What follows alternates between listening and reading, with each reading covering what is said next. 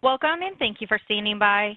I would like to inform all participants that your lines have been placed on a listen-only mode until the question and answer session of today's call. Today's call is being recorded. If anyone has any objections, you may disconnect at this time. I would like to turn the call over to Stephanie Sherholtz. Thank you. You may begin. Thank you. Good afternoon. I am Stephanie Sherholtz from NASA's Office of Communications. Thank you for joining us today to talk with our experts about science investigations that will launch alongside the astronauts in Crew Dragon this weekend. As a reminder, NASA's SpaceX Crew-3 is targeted for liftoff in the early hours of Halloween on Sunday, October 31st at 2:21 a.m. Eastern Time from Launch Complex 39A at NASA's Kennedy Space Center in Florida. The Crew-3 flight will carry NASA astronauts Rasha Chari, Tom Marshburn, and Kayla Barron, as well as ESA astronaut Matthias Maurer. The crew members will join Expedition 66 aboard the International Space Station for a 6-month science mission. The Crew Dragon with the astronauts aboard is scheduled to dock to the space station about 22 hours after launching. So docking will be about 12:10 a.m. Monday on November 1st. So here to talk with us today about some of the research launching with the Crew-3 astronauts and the investigations they'll support are David Brady, who is our Associate Program Scientist for the International Space Station Program at Johnson Space Center, who will discuss how the Commercial Crew Program is boosting research aboard the orbiting laboratory. Dr. Jason Stagno from the National Cancer Institute's Center for Cancer Research, who will discuss the Uniform Protein Crystal Growth Experiment. This experiment will launch with the Crew-3 astronauts, and it will return with the Crew-2 astronauts when they return to Earth no earlier than November 4th. Dr. Grace Douglas, the lead scientist for NASA's Advanced Food Technology Research effort, will discuss the food physiology experiment. Dr. Hector Gutierrez, Professor of Mechanical and Aerospace Engineering at the Florida Institute of Technology, will discuss the smartphone video guidance sensor investigation. And Dr. Gilles Clement from NASA's Human Research Program will discuss the Standard Measures investigation. Our speakers will provide a brief overview of their research, and then we will open the lines for a few questions after each speaker. If we have time at the end, we can take additional questions. Your phones are on mute, and to get into the question queue, you can press *1 on your phone at any time. We will call on you, and the operator will open your mic so you can ask your question.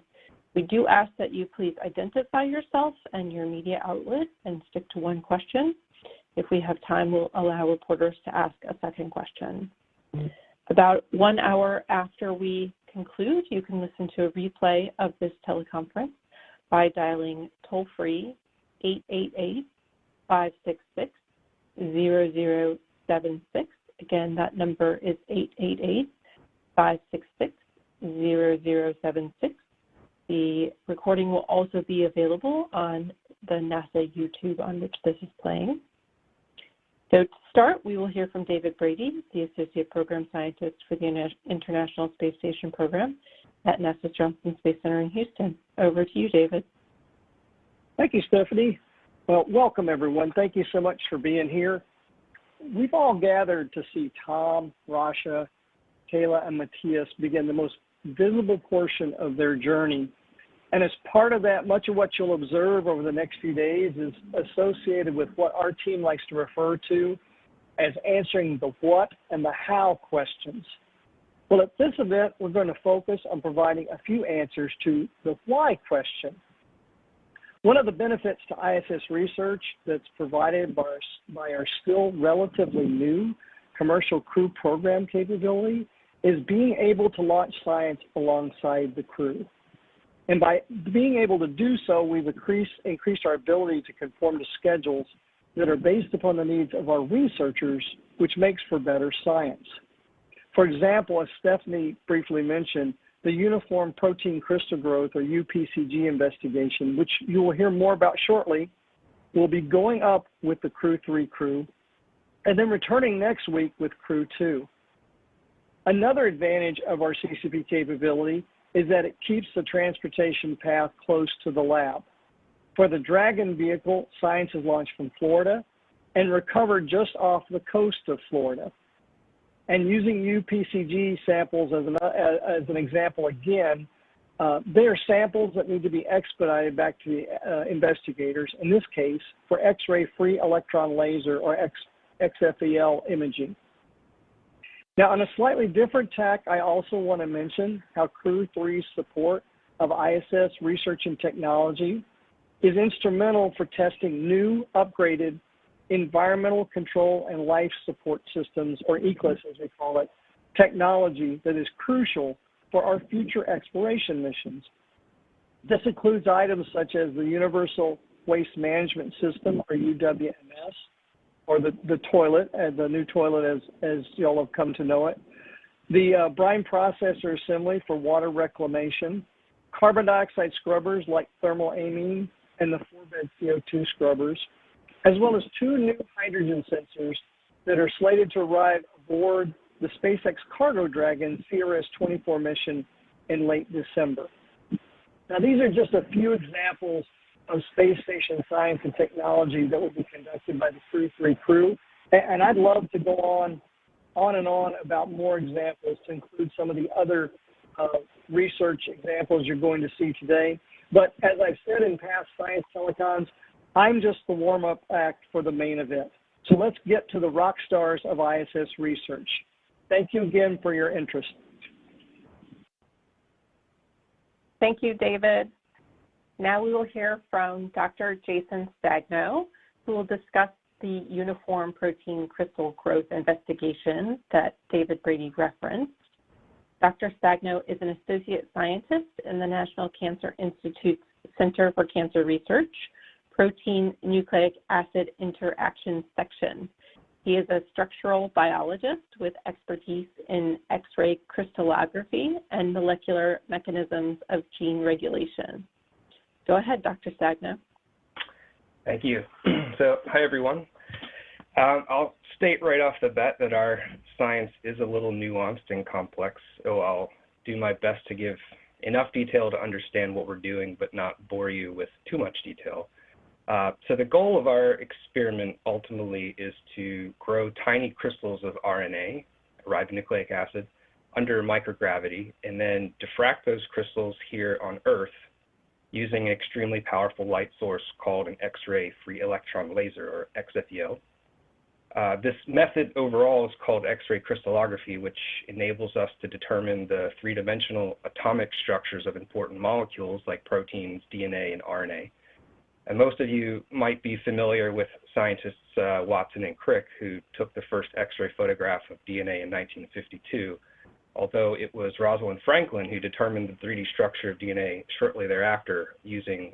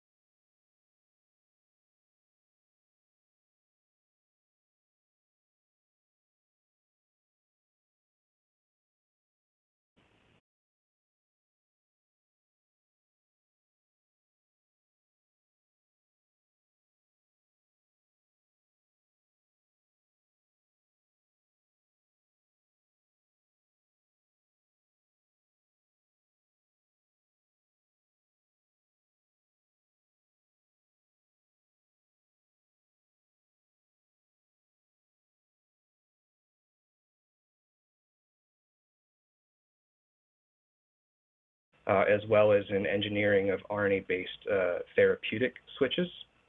And riboswitches are called switches because they turn genes on and off through a series of structural changes, which are controlled by the binding of a small molecule. Perhaps this is an oversimplified illustration, but think of turning a light switch off and on The RNA is like the light switch, which can be either up or down, the position of which determines whether the light is on or off. And the switching mechanism is controlled by interacting with something else, in this case my hand, and the physical movement of the switch up or down is analogous to the physical changes in the structure of the RNA that turns the gene on or off. So like a camera with a very fast shutter speed, we're trying to catch snapshots of the RNA structure as it changes in response to stimulation, to record a molecular movie, as it were. And for this purpose, we need billions of very tiny crystals rather than a few large crystals, which is often the focus of other crystallization experiments on the ISS that have been done in the past. Crystals with such small volumes are more likely to accommodate the molecular changes in the lattice with a higher degree of synchrony. However, we need crystals to be as homogeneous and of the highest quality possible in order to get the optimal diffraction data before, during, and after the switching mechanism. And the hope is that microgravity environment for crystal growth might accomplish this. As was stated previously, the experiment will be done almost immediately after Crew-3 arrival, and will return with Crew-2 a few days later, and then the diffraction experiment will be done immediately after that. So I'll be happy to take any questions at this time. Okay, great. Thank you. That was a very good description. Again, if reporters have a question, please dial *1 to get into the queue, and we'll start our first question with Russell Pounds. Thanks, Stephanie. Dr. Sagno, thank you for that description. And, you know, as we all know, this kind of science is about getting the good funding and getting the public involved. And, you know, I'm not a scientist, but I got the sense of what you were trying to do with that. So I'm curious about, when delivering the presentations, when is the aha moment for understanding the value of investigating this kind of science for the business community or the public when you go out to talk to them? Thanks. Sure. Yeah, I mean, the aha moments experienced in this type of research are when we can see the diffraction quality of the crystals grown under microgravity are better, and the data are more interpretable and used to generate information that otherwise could not be obtained. So this is a very nascent field and has never been done before in this context. So we, of course, you know, we can hope for the best, but if this does work, we can really pave the way for further time-resolved structural studies that will allow us to kind of see molecules in action, being able to elucidate their molecular mechanisms, and this has all kinds of implications for biology and for molecular therapies. That's great. Thank you so much. Okay, moving on to Ken Kramer. Hey, thank you for doing this very interesting experiment. I'd like to know why, however, you have such a quick turnaround here. A lot of times you need longer time to develop crystals, and you're going to only have about a week or so. So I'm curious about why that is. Thanks. Sure. Yeah, that's a great question. That has a lot to do with the science and the method that we're using. So conventional crystallography is usually done using vapor diffusion techniques, which require the allowance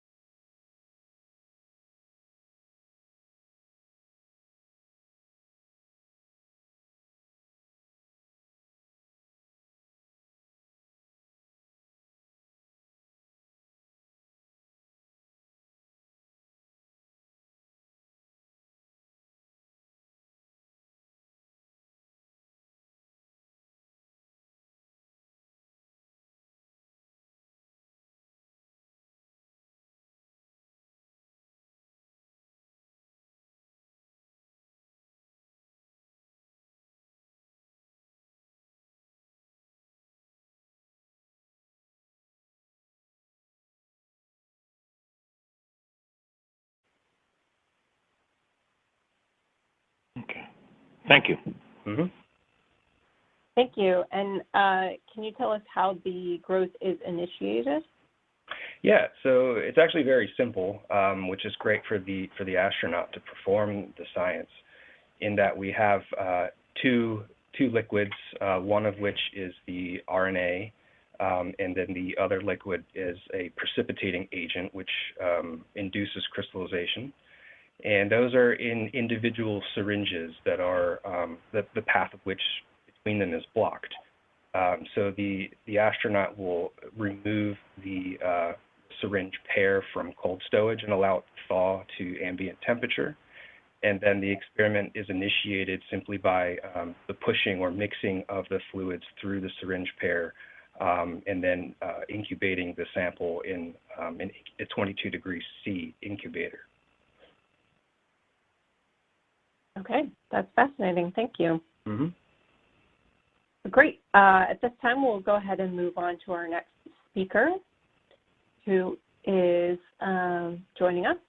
So our launch is targeted for Halloween, and while that's a day known for indulging in sugary treats, we can't forget the importance of a healthy diet. So talking to us next is Dr. Grace Douglas, who's our lead scientist for NASA's Advanced Food Technology Research effort, and she will discuss the food physiology experiment. Her work focuses on determining methods, technologies, and requirements for developing a safe, nutritious, and palatable food system that will promote astronaut health and performance during long-duration space missions. Over to you, Dr. Douglas. And again, as you're listening to her talk, if you have a question, please press *1 to get into the queue. Go ahead. All right, thank you. I'm very excited to get this opportunity to speak to you all today about our study, which is looking at the impact of diet on the human immune response to gut microbiota and nutritional status during adaptation to spaceflight. And there are multiple co-investigators on this study with expertise in each of these areas. So it's a very integrated study. And the reason that we wanted to start the study was because when we look at crew in spaceflight, we learn a lot. And some of the things that we learn are that they do have changes in their immune system. So some dysregulation of the immune system, reduced immune cell function. They do continue to lose body mass even over these 6-month ISS missions. We do still see body mass loss in some crew. And we also see things like increases in stress response. So as we go further into exploration and these missions get longer, we want to be able to provide countermeasures that are going to be on these vehicles anyway, because our potential to provide medical countermeasures might even become more limited. And diet is a great one of these. So if we look at diet, it impacts every aspect of our physiology. What we eat, our microbiome eats, it produces other metabolites, it's interacting with the immune system in our gut, it influences the gut-brain axis, so it's basically influencing everything. And if we're eating the right diet, we can actually promote health and performance. And so we want to start understanding, specifically with the spaceflight diet, which by nature has to be more processed and shelf-stable, how is that impacting the microbiome, the immune system, the nutritional status over time, and can we improve upon that? And we can start to understand that by looking at the resulting markers from different biological samples. And so our goal here is to increase the amount of certain foods that crew have access to, and also to give them that choice to find the foods that they want to eat from the healthier foods that can provide a greater selection of fruits, vegetables, and foods rich in omega-3 fatty acids, lycopenes, and flavonoids to those crew members, and then determine its impact on immune system function, the microbiome, and nutritional status over these International Space Station missions. And ultimately, this can start to provide evidence-based recommendations for dietary countermeasures in spaceflight to enhance crew health and safety on exploration missions. This becomes very important because some of the healthier foods are actually the least dense foods, and yet when we're looking at these missions, resources is a big concern, and food takes up a lot of resources, and so we have to be able to provide the evidence that says these better food systems are providing these benefits, and then we can make better trades between resources and how we're planning for human health and performance. So I think that's probably where I'll stop and ask if anybody has questions. Great. Thank you, Dr. Douglas. And we are aware that the call has dropped a couple times, and we've gotten it back for folks who are listening on nasa.gov/live. We will have a recording of the call, as was mentioned previously. Again, about 1 hour after the call concludes, you can listen to a replay by dialing 888-566-0076. And if you are listening online and have a question you want to submit, you can send it to @ISS_research. If you miss a bit and want us to repeat or revisit something, please do let us know on Twitter or social media. And with that, we'll go to the question queue for Dr. Douglas. Paul Brinkman, go ahead. Hi, yeah, this is Paul Brinkman with UPI. I was just wondering if you could kind of summarize what you've learned already through ongoing research along these lines at ISS. And then you mentioned a few selection of fruits, vegetables, and richer omega-3 fatty acid foods. But I'm wondering if you can give us any specifics about exactly what kind of food is going up to ISS in this mission. Thanks. Sure. So the first part of that was what have we learned so far? And so we have just implemented this recently on the International Space Station. We are expecting to see benefits. We did previously put these diets into the Human Exploration Research Analog missions on Earth for 45 days, and we did see improvements even in 45 days in several nutritional outcomes and even in some cognitive reaction outcomes. And so over 45 days, I can say one of the very apparent outcomes was a reduction in cholesterol and some other nutritional benefits similar to that. So pretty quickly you can start seeing benefits just from increasing these numbers of fruits and vegetables and things like that. And the very interesting part of this is that we are doing such an integrated study. So we're collecting our biological measures at the same time. We're looking at all of these outcomes at the same time. And we are collecting very detailed dietary intake because these missions do not have the potential to introduce outside foods. We actually have a better capability to collect very detailed dietary intake compared to a lot of studies on Earth where it is a lot easier to access outside foods. So this is a very integrated study that's unique, and for the length of time that we're doing it and collecting these detailed dietary intakes, we expect to start seeing some outcomes in spaceflight that are not only related to nutritional and cognitive outcomes, but also related to improvements in immune outcomes. So that is our expectation. And we have also seen greater stability in the microbiome, which can actually indicate a more robust microbiome that will be more robust against perturbations from illness. So the second part of your question was what kinds of foods are we flying? So we do fly a processed food system. By nature, we have to provide foods that are shelf stable. However, within a processed food system, you can still provide healthy fruits and vegetables and fish type products. So some of the things that were developed specifically to support this study were some more freeze-dried vegetables. So there's like a butternut squash and sweet and savory kale, and then also some extra fish products were developed. So a lot of the options that are available that are processed are things like salmon and tuna. So we developed some barramundi options, which is a fish that's farmed to be high in omega-3 fatty acids, and it tends to have less of a fishy flavor, so it can be an alternative to some of the options that are available in processed form that meet the requirements for spaceflight food systems.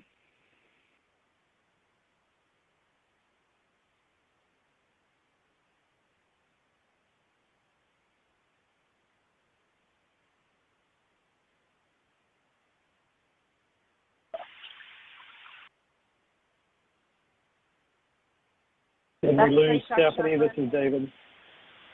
Yes, thank you. Can you If anybody else has questions, please do dial *1 to get into the queue. My question for Dr. Douglas is, what input do the astronauts offer on meal selection for their missions? So for this evaluation, one of the things we're really trying to understand is, can we improve intake? So we do, as I mentioned, we have a good variety of food on station, but we want crew to be able to get the nutrition they need from foods that they want to eat. That becomes very important. Food becomes very important psychologically as well with long duration. So we do meet with crew ahead of these, their missions, and we try to provide the healthier food options that they personally want for their participation in this study. So when they're choosing, they're going to eat a higher quantity of the fruits and vegetables and fish during their segments of the mission. They do get some choice in what is included in that, and we work with them so that it meets the study requirements. And then we work with them throughout the mission to try and make sure that they're meeting those targets for the study. Great. Thank you. At this time, we don't have other questions in the queue for you, so we will move on to our next speaker, who is Dr. Gutierrez, Professor of Mechanical and Aerospace Engineering at Florida Institute of Technology, who will discuss the smartphone video guidance system. Please go ahead, Dr. Gutierrez. Okay, thank you. Well, first of all, thanks to everyone for the opportunity to present our research here on this public forum. Very excited and happy to be part of the upcoming flight with Crew-3.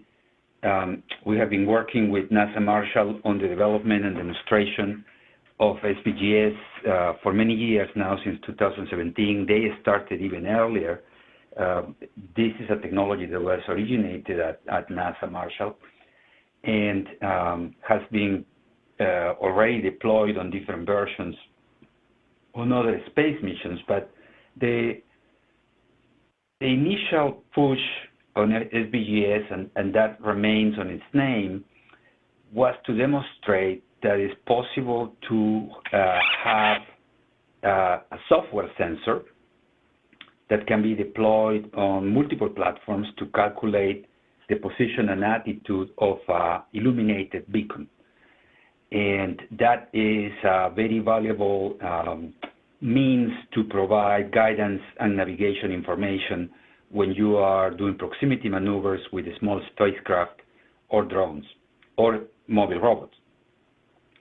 So although SPGS has a smartphone on its name, that has been one of its implementations. So in one version of SPGS can be deployed using a cell phone, and therefore the code can be programmed to run on a cell phone as an app that uses the phone camera to take photos of a target and navigate and obtain position and attitude information from two-dimensional images coming from the phone.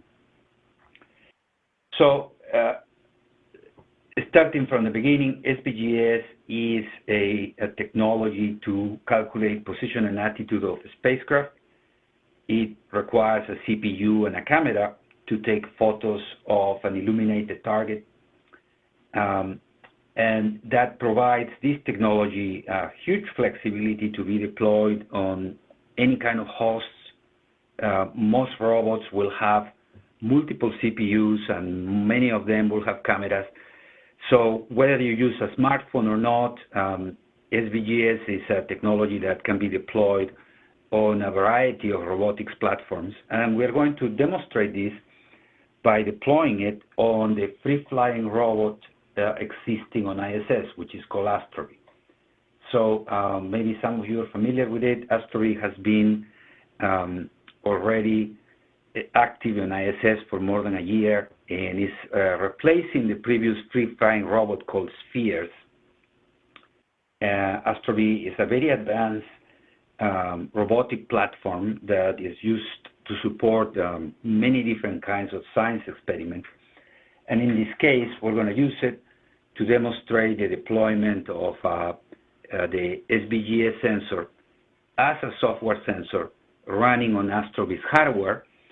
And what we're flying in this Crew-3 vehicle are going to be 4 LED beacons that will be used to implement a number of maneuvers on ISS as part of this demonstration of SBGS. So in summary, SBGS, although it has a smartphone on its name, the ISS mission does not include using any smartphones. It's just running the SBGS software on the host, in this case Astrovis, to take measurements of position and attitude and to use those readings to provide waypoint commands to the robot. So the main objectives of the mission are, number one, to demonstrate that SBGS can be deployed using resources of a robot host, in this case Astrovis.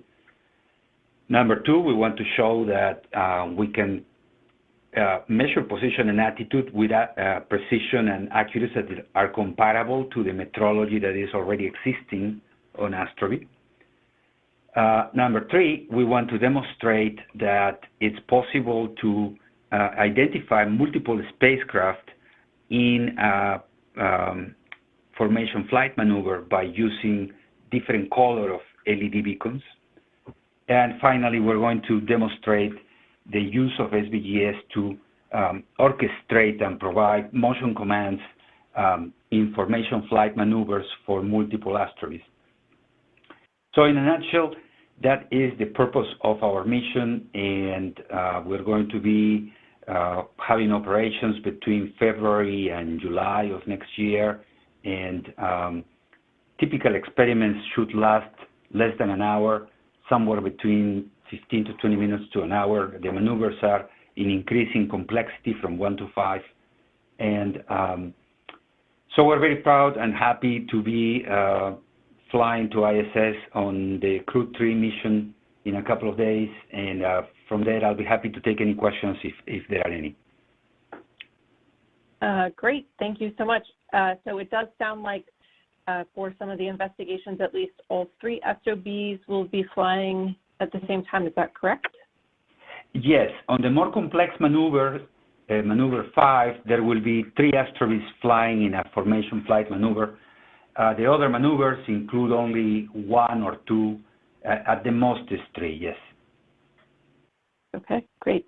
We'll go to our first question in the queue from Lauren. Hi, I was trying to get this in for Dr. Douglas, actually, so I'll ask it very quickly if she's still on. I just wanted to confirm that all that all crew members are going to be participating in sending over information for the diet.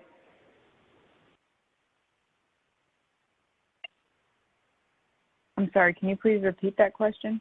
Yeah, I just wanted to confirm that all members of Crew-3 will be participating in the space flight diet and sending in information back. So at this point, we don't disclose who's in the studies unless they disclose it. Thank you. You're welcome. Thanks, Lauren. Our next question is from Mark Carreau. Thank you. This is Mark Carreau from Aviation Week for Dr. Gutierrez. I think when I read the background, I think I read this correctly. There may be some application to the human landing system for some of the work you're doing with the SVGS?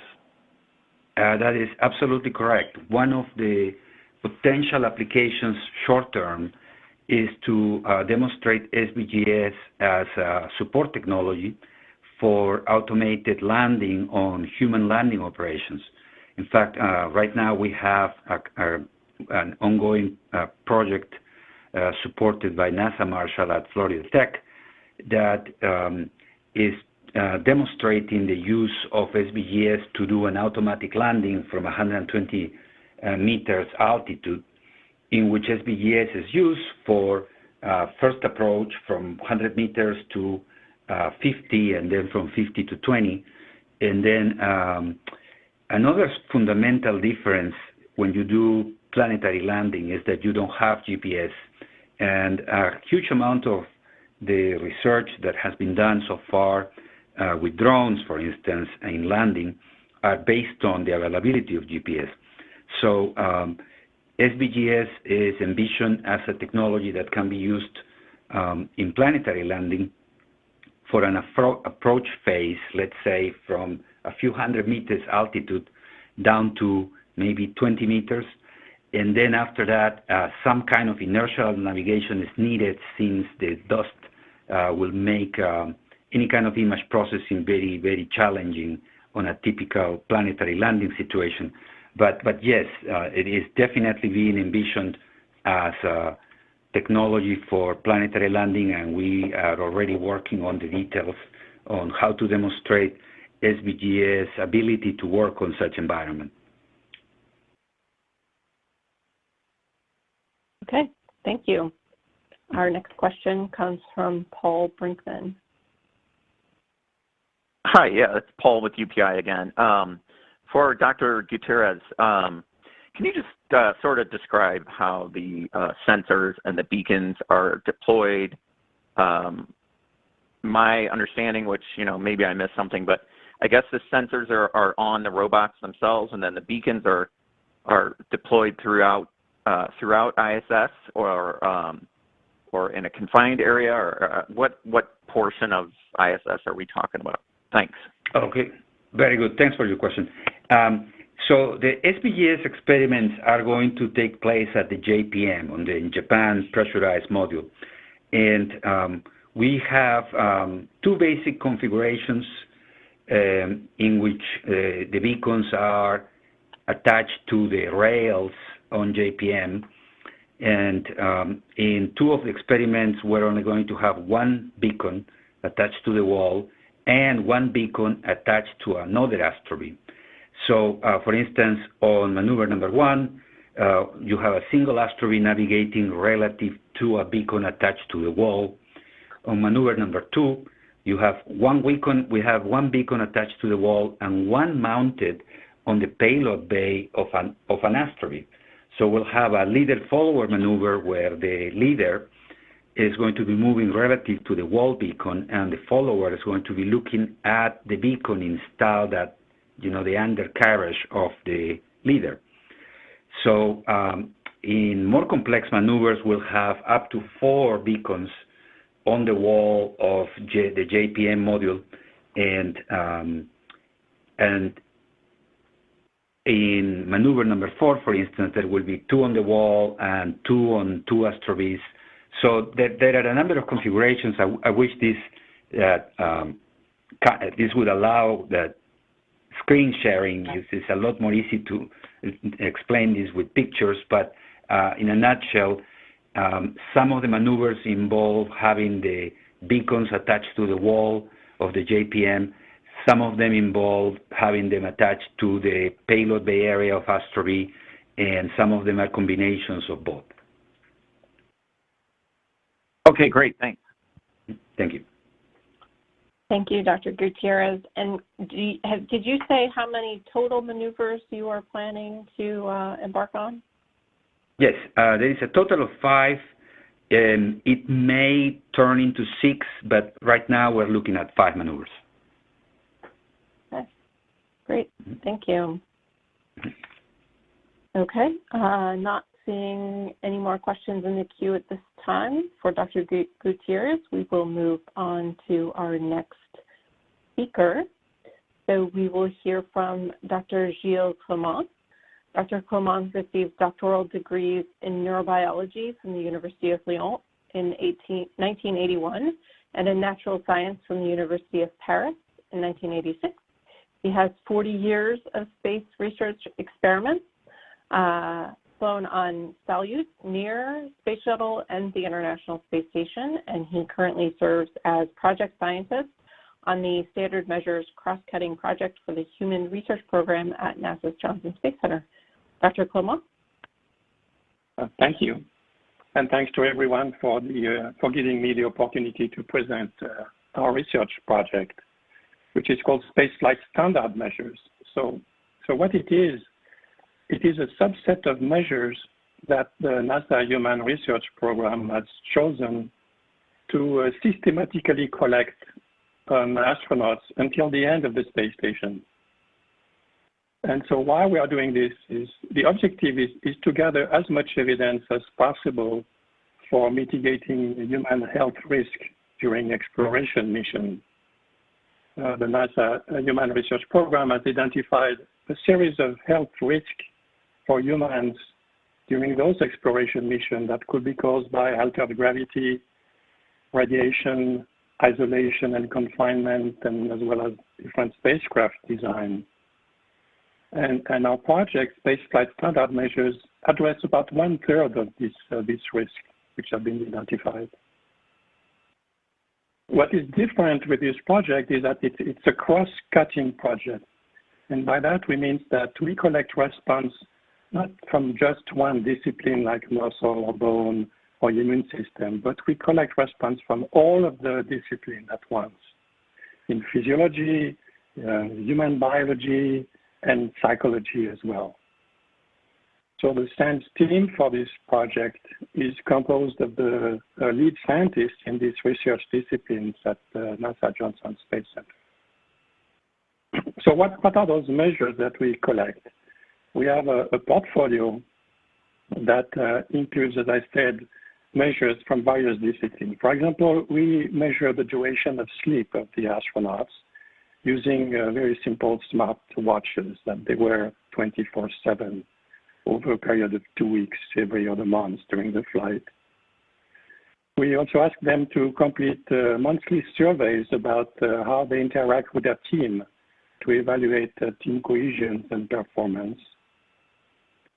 We also have a laptop on the space station in which we can test them over 10 different neurocognitive tests to measure their reaction time, their attention, concentration, working memory, spatial orientation.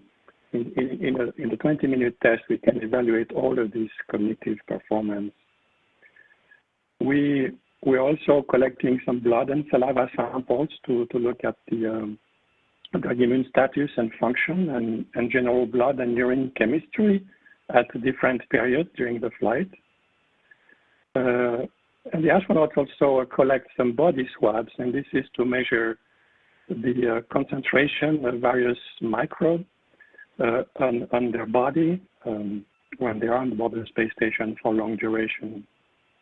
And finally, we also have tests that we do only pre and post-flight to measure, for example, the cardiovascular structure and function. We do an ultrasound examination of their carotid artery, looking at the thickness of this artery, which is a measure used on the ground to predict cardiovascular events, and which is also an early marker of artery damage that could be induced by radiation. And finally, we also look at the sensory motor function, how they are able to stand up, to walk immediately after they land. And we have tested in the field, in that case, at the Raleigh Airport only 4 hours after splashdown when they return. And we will test how they can stand up, walk through an obstacle course. What happens if they fall? Can they stand up? What is their cardiovascular reaction to this change in posture? And this is to evaluate what type of critical task the astronauts can do after having been in space for 6 months. So this project, the data is collected before the flight, as I said, and after the flight. And during the flight, they are collected 2 or 3 times during the flight. So those are really a limited subset of measures, but they are standard. That means we repeat always the same measure, and that's to compare across mission with various duration, with various countermeasures. The project has began in 2018, and we have already collected measures on 15 subjects during missions lasting from 2 weeks up to almost a year. And the same measures, with the exact same methods, are also collected during analogs of space flight, such as in bed rest, long duration bed rest, and in isolation and confinement studies, also for various durations. And once we collect this data, then we place them in the NASA Life Science Data Archive, and where they are available for other investigators. For example, during this mission, we are sharing data with Dr. Douglas as well. So they are available for the other investigators to interpret their own research. That's the first goal. And the second is to document the effect of missions of various duration. And the third is to monitor the effectiveness of new countermeasures, such as new exercise or new diet, that are going to be tested between now and the end of the space station. So by collecting the same data, using the same manner over all of these various missions, we have a reference by which we can evaluate the effectiveness of these new countermeasures. So I think I'll stop here and take the questions now. Great, thank you so much for that. So as a reminder, please dial *1 to get into the queue. It's very fascinating that this involves multiple different investigations and investigators all working from the same data and standards. And it sounds like this is something, since it's ongoing, that applies both to Crew-2 as well as Crew-3. Is that correct? That is correct. We will also test, we have collected data on Crew-3 during their mission, and we will also collect some measures immediately after they land and for a few weeks after they return to JSC. Great, thank you. And we have a question from Ken Kramer.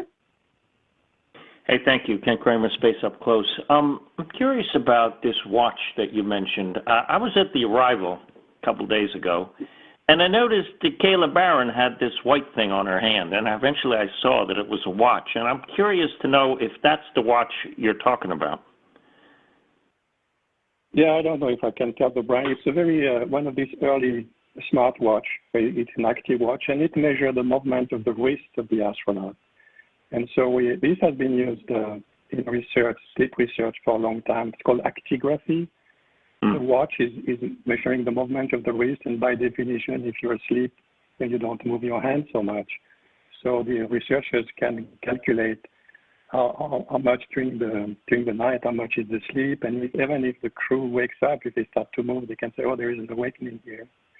So that's how they measure, they get a measurement of the sleep and wake cycles. And one other thing is, if I understood you right, you said you just started collecting this data in 2018. Is that right? I would have thought you would have been collecting these kind of data, boy, for decades already. Yeah, some of these data have been collected for a long time, but for the first time, we collect them at the same time. So, you know, when a crew is assembled for mission, they are pitched for various experiments, and you don't always have measurements in every physiological systems during an expedition. So as of 2018, we said, well, we should have at least a minimum set of measures that address all of the systems so we can compare the response across these systems. And that's why Standard Measures was born. But of course, we have data on some of these measures from a long time ago. But since 2018, we have simultaneous data across all of the systems at once during each of these missions. And you collect it in a standardized way so you can compare it better, I guess. Yeah. Yeah, that's the key. That's the key point here, is to collect in the same manner at the same time point and analyze by the same lab with the same method, so we can really see if everything is happening when we change the countermeasures or the diet or something else. Yeah. Okay. Thank you. Thank you. And so you mentioned that some of this data is shared also with Dr. Douglas. Dr. Douglas, is there anything else you would like to contribute to that discussion? No, I would just say that when we're collecting biological samples and we need some of the same measures, it's time savings for the crew, and it can provide benefits to multiple experiments. So we do data share where we can with as many experiments as we can if any of the measures do overlap.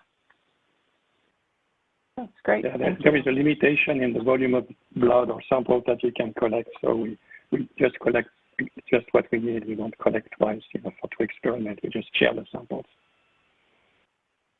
And then you can use that same sample for multiple data points, it sounds like. Correct. Okay, great. Our next question comes from Russell Pound. Hi, thanks. Russell Pound with Pacific Rim Media. And back to Dr. Douglas. Some of our audience is our school-age students. And in your talk, I think I heard you say, hey, eat your fruits and vegetables and you'll be smarter. I think it came out that way. But just if you could provide some more detail on what are the kinds of foods that you're collecting data on and what kind of results you expect to get back that are specific to what you're collecting in space that helps us back on Earth. Thank you. Right, and I would say that there is data.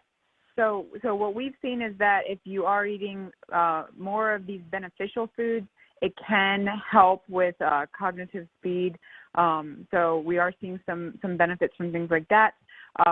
Overall, the kinds of things you want to eat are a variety of fruits and vegetables and different kinds of foods that will provide a lot of bioactive compounds. So it's just really providing a variety and consuming enough. And so filling a diet with those foods also can reduce the intake of foods that are high in sugars because you are filling yourself with the healthier foods. But the goal is to get a lot of different bioactive compounds and to eat a variety of those fruits and vegetables. So it's not a specific fruit or vegetable. It's really just making sure you're getting a high intake, you're meeting the goals. And the goal for this study is at least 6 servings of fruits and vegetables a day.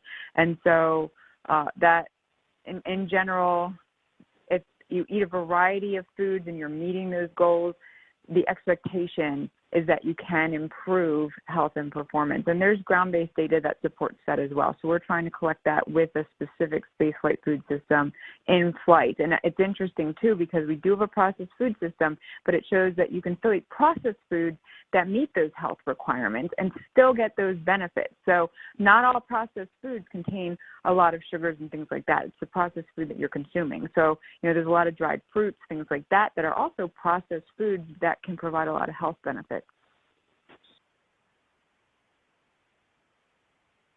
And thank you. To elaborate on that, you had mentioned previously butternut squash and kale. Can you share with us some of the other processed fruits and vegetables the crew members have access to?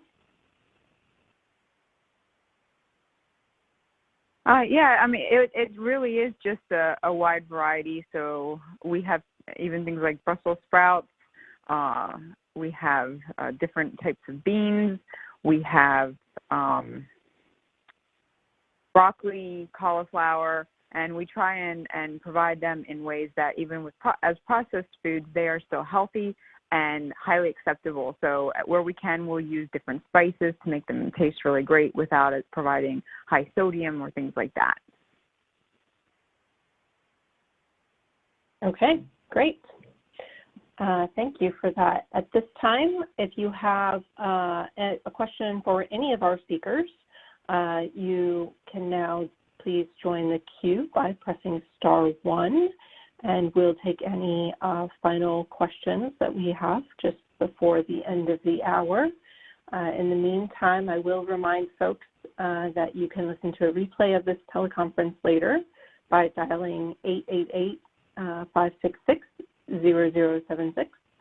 And we appreciate all the questions that folks have submitted already today and the interest in this important science, research, and technology.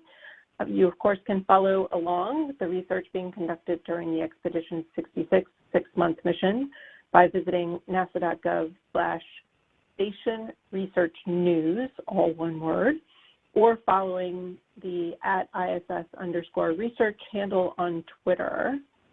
And we'll just check and see if we have questions. We have one more question from Ken Kramer. Hey, thank you all for doing this. Yeah, I got a question for Stephanie and Dave. Dave, You mentioned 400 pounds of cargo, 150 pounds of science. I'm curious to know, how does that compare to these other SpaceX Crew missions? Is that standard, or is there more science on this? And Stephanie, I was just wondering if you have a manifest that actually describes, how much of each thing is going up on the station, hardware, science, that you normally do for like the cargo missions. Do you have anything like that for this, and any more detail about the science besides the this Crew-3 sheet from, let's see, October 26th? Yeah, thanks. Ken, I'm sorry, can you remind me of the reference there for the 400 and 150, because I'm drawing a blank on that. David, that's in the feature that is posted online. And yeah. Got it. Right. I can't speak to the comparison, Ken, from one mission to another, but there is a requirement in the commercial crew contracts that they be able to provide a minimum amount of pounds for supplies and hardware and research. Well, could you maybe look into that, or someone look into that and get back to me how this compares to the other flights? Yes, we can get back to you about that. Good. You bet. Yeah. Good. And about the manifest list, do you have that available?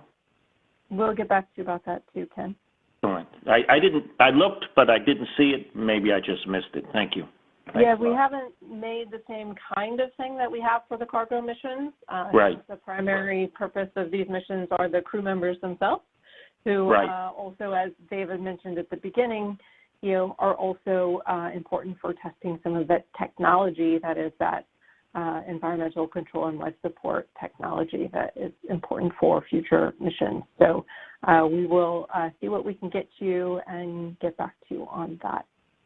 Yeah, I think it would be really helpful. Okay, thank you. And Kim, thanks for bringing this up. I will mention one other thing. We do have a manifest, but it's not even really user-friendly it's designed for cargo and logistics, so it's not like something we can produce immediately and you could read it and understand it. Sometimes we have to go back to the hardware owners to understand the labels that they use on those. So we do have such a thing. It's just not one of those things that if we gave it to you, it'd really be useful. But like Stephanie said, we'll go off and look at this and see what we can do to provide you with what you're asking for. Yeah, because you do make a really nice 4-page sheet. I think it's 4 pages. Stephanie and I have talked about this before for the cargo missions, and I just think it would be really helpful for everybody if you had something like that for this. Thank you. Thanks for the feedback. Yep. Okay. Thank you, Ken. I don't see any other questions in the queue. So with that, we will wrap up today's science telecon for the Crew-3 mission. Please do stay tuned to nasa.gov/commercialcrew for regular updates in advance of the upcoming launch. The next activity is tomorrow evening, October 29th. The SpaceX and NASA teams will conduct a launch readiness review meeting, and that will be followed about an hour after the conclusion of the meeting with a pre-launch news telecon. We're targeting approximately 10 p.m. Eastern Time for that to begin, and it will also be streamed live on nasa.gov/live. And then our launch coverage for the mission does begin at 10 p.m. on Saturday evening for that 2:21 a.m. Eastern launch time on Halloween. So thank you for joining us today, and we hope you have a wonderful afternoon and evening, and join us again tomorrow for the pre-launch news teleconference. Thank you. Thank you. That concludes today's conference. Thank you for participating. You may disconnect at this time.